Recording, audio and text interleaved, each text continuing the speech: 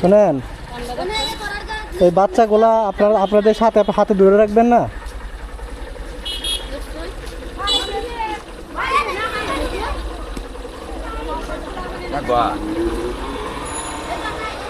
একসাথে বাচ্চা নিয়ে যাইতেছেন, বাচ্চাদের হাতে ধরে রাখতে হয় না?